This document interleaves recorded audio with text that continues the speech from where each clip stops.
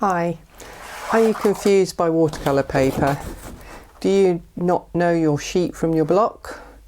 Let's have a look at some different types of watercolour and what you might need as a beginning artist. Hi, it's Jackie in Dunnock Studio and I'm trying to help you choose your watercolour paper. Now, paper is one of the most important things that you can use when you're painting, because without decent paper, it doesn't matter how expensive your paints are, how wonderful your brushes are, if the paper's poor, then the results are always going to be a little bit mediocre. So we'll have a little dive in, and if you've got any papers that you really love, please do share them in the comments with everybody else so we can all have a little deep dive into what's available in your part of the world. So let's get right into it. So surely all paper is the same. I just use whatever I've got handy, it won't make any difference. Okay, let's try that theory out. So I've got two bits of paper here and I'm just going to put on two colours. So I've got a burnt sienna. I'm just putting this onto the paper dry. I'm going to pick up some ultramarine blue,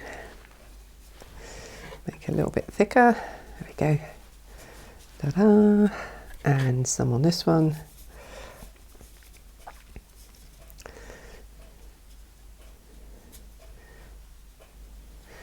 Okay, now I don't know if you can see that.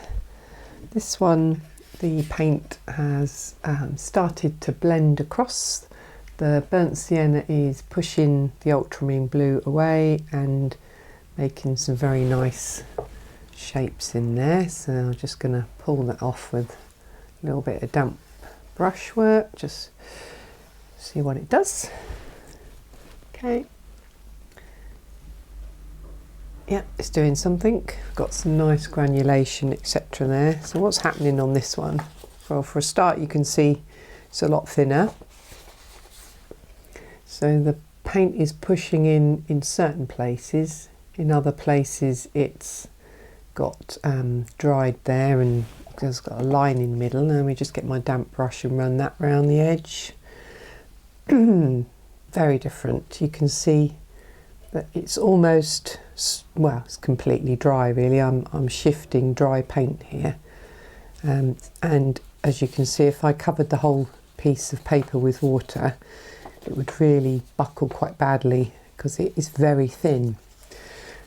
So what I've done there is use a piece of sketch paper and a piece of very inexpensive watercolour paper. In fact, I've used the back here because it's already been painted with on the front. So I've just used the back of it. But if by comparing the two, this one, the paint has moved more, created more interesting shapes and patterns, and stayed wetter for longer. So sketch paper, get rid of it.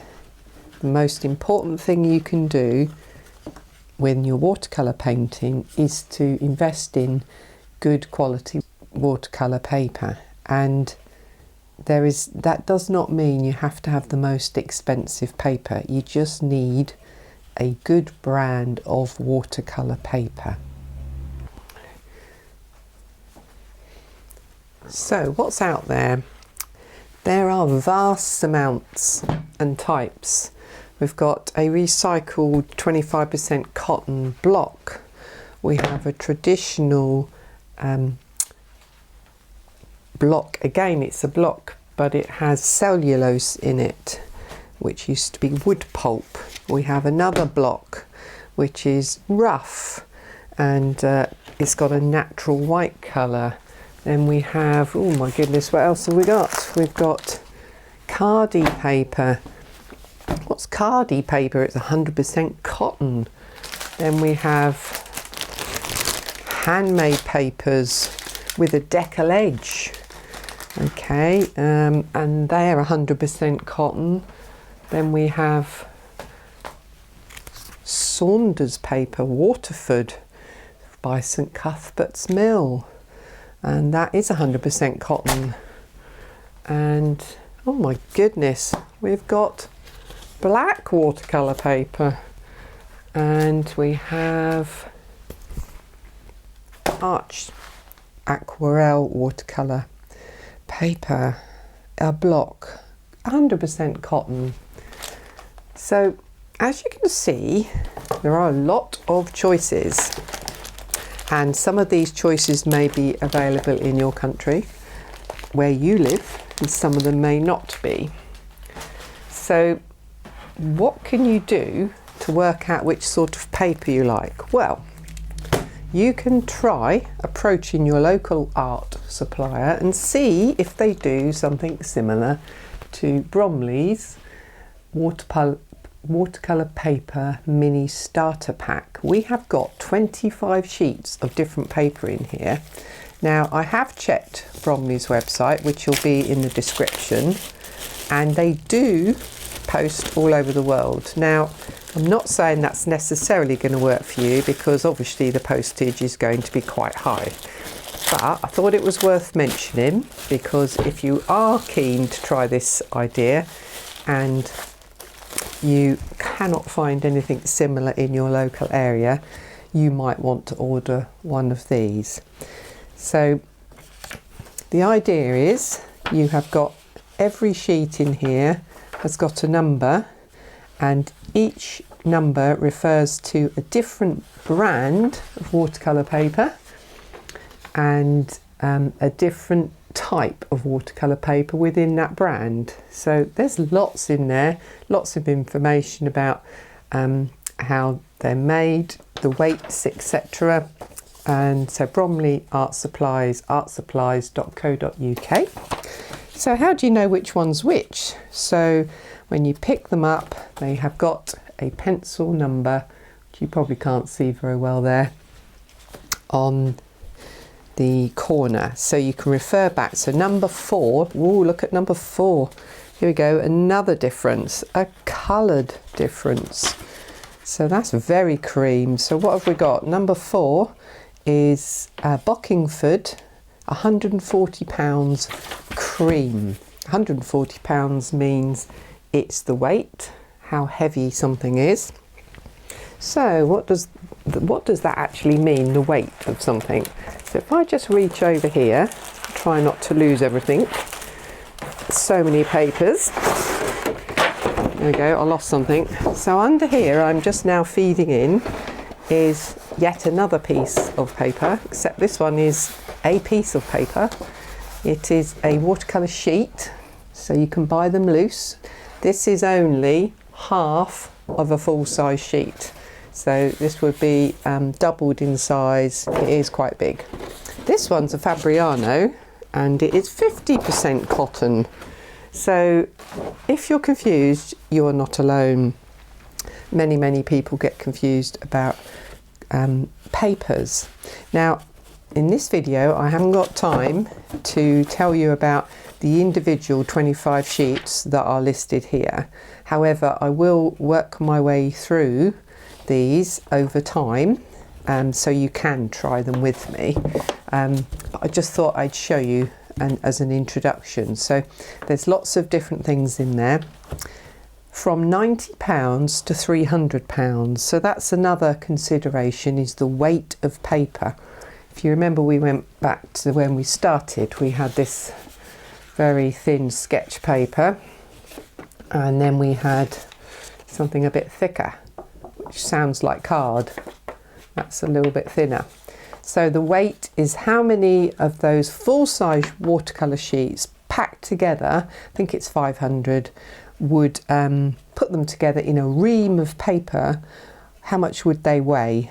And the old style is pounds, and this, they have a range in here from 90 to 300 pounds. In reality, you find the weight that suits you. The more heavyweight something is, the more expensive it will be. So a Bockingford block, for instance, is 300 metres squared. brackets £140. So that is just the same weight but written in different formats. So 300 GSM or GM squared, £140 is a really common weight for most people to use. If you get excited about throwing water on paints, you end up doing an awful lot of painting with loads and loads of water, you might end up with something like this, which is a handmade paper. This is by Pan Art. You can find usually that loose sheets made by good manufacturers have got a stamp on them there somewhere. This is really nice because it's deckled all the way around, even though it's a very small sheet. This is actually torn. These are in the actual mould because it's handmade. So obviously it's going to cost a lot more than something that comes out of a book. So slightly creamy, and that's a really good point. Another thing to consider, we saw the cream one there, is the colour.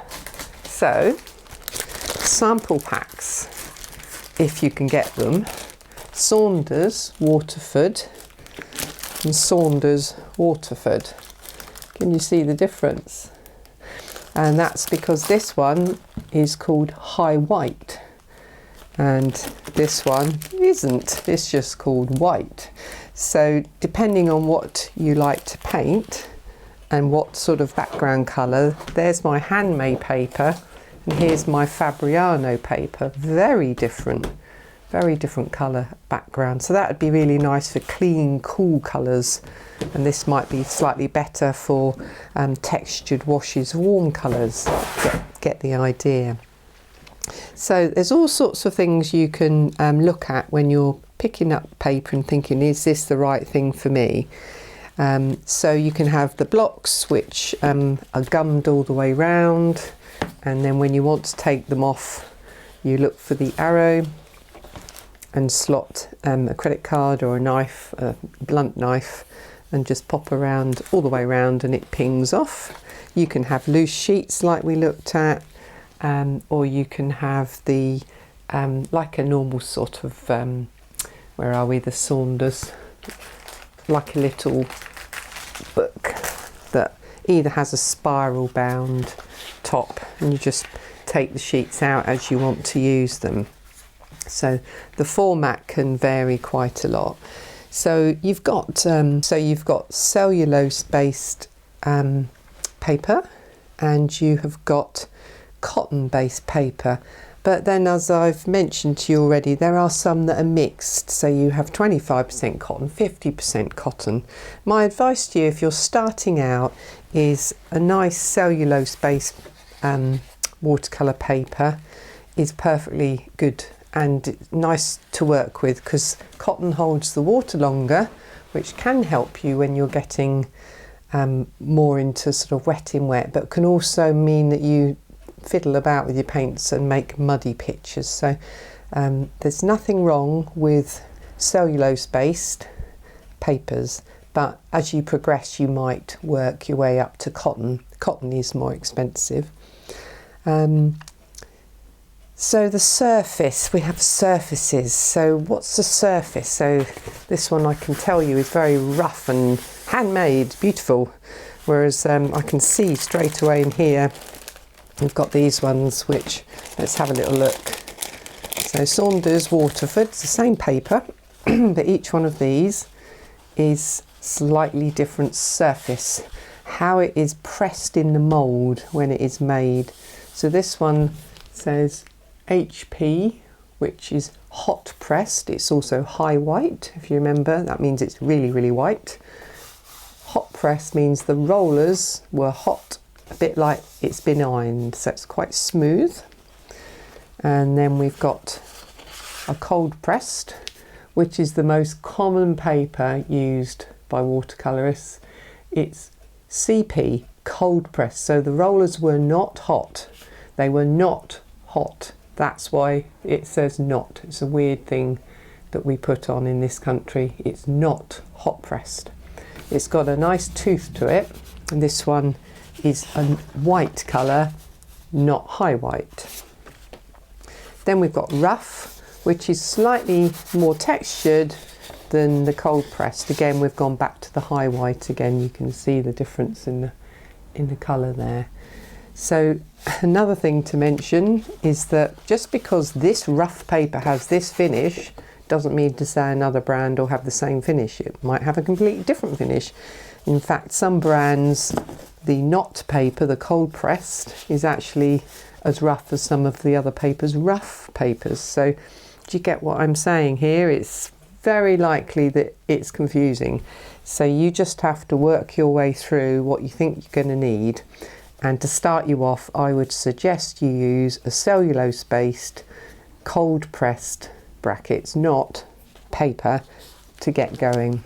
That will more than be good enough for most things you're going to do.